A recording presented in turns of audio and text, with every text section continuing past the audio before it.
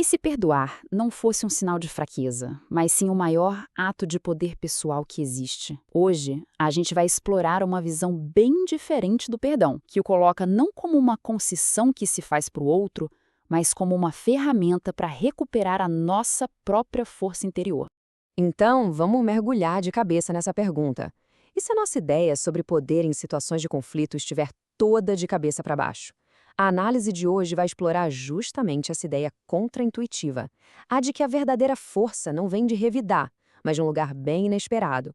Acho que todo mundo já sentiu como os conflitos podem esgotar a gente, né? Deixando a gente vulnerável, se sentindo fraco. Pois é uma experiência super comum.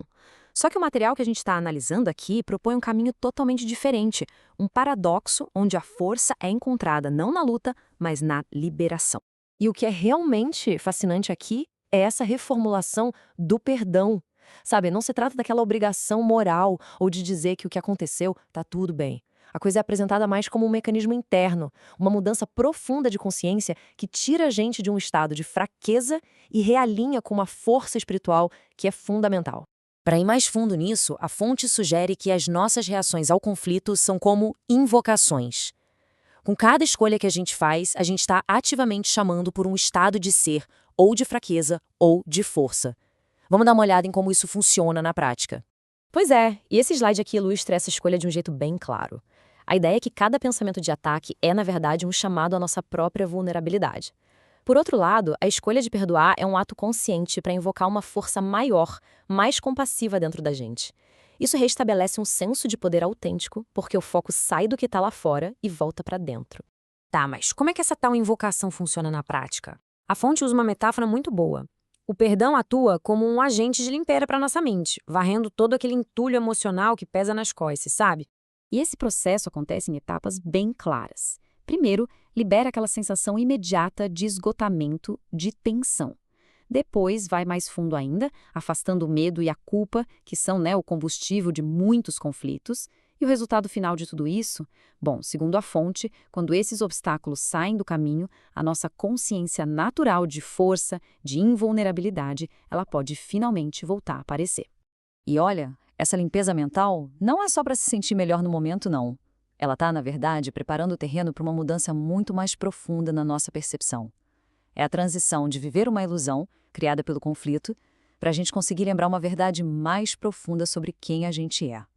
Então, o ponto central é o seguinte: a fonte descreve os pensamentos de ataque como pensamentos de morte.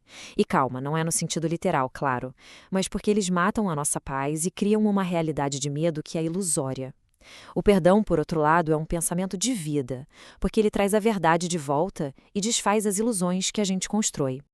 Ok, mas que verdade é essa? Depois de limpar toda essa ilusão, o que sobra? A sugestão aqui é que a gente não está criando nada novo. A gente está só se lembrando de uma identidade central que ficou esquecida ali, debaixo do peso de tanto conflito. E aqui vem a afirmação central da fonte, a ideia de que a identidade fundamental do ser a luz do mundo, e o perdão é justamente a ferramenta que permite que a gente se lembre disso. E segundo o material, isso não é para ser só uma metáfora bonita, não. É a descrição de uma verdadeira função, de uma natureza real mesmo. Bom, vamos agora para a conclusão lógica disso tudo. Como é que essa lembrança se transforma em poder? E aqui tem um ponto que é crucial entender. Não é um poder que a gente adquire, que a gente conquista. É um poder que a gente redescobre. Essa definição de poder aqui é a base de tudo. Não é algo que vem de fora. É uma característica nossa, que já faz parte de quem a gente é, mas que fica escondida, ofuscada por essas ilusões do conflito. Então, o perdão vira a chave que destranca a porta para a gente acessar esse poder que já é nosso. Certo. E como é que a gente solidifica isso? A fonte aponta um caminho bem claro. Primeiro, parar de se identificar com a fraqueza, com o papel de vítima. Segundo, abraçar de vez essa função de ser uma presença de luz, de paz. E qual o resultado disso? Uma felicidade, uma liberdade que simplesmente surgem naturalmente quando a gente se alinha com essa verdade interior. Para a gente fechar essa análise, a jornada que a fonte descreve é realmente transformadora.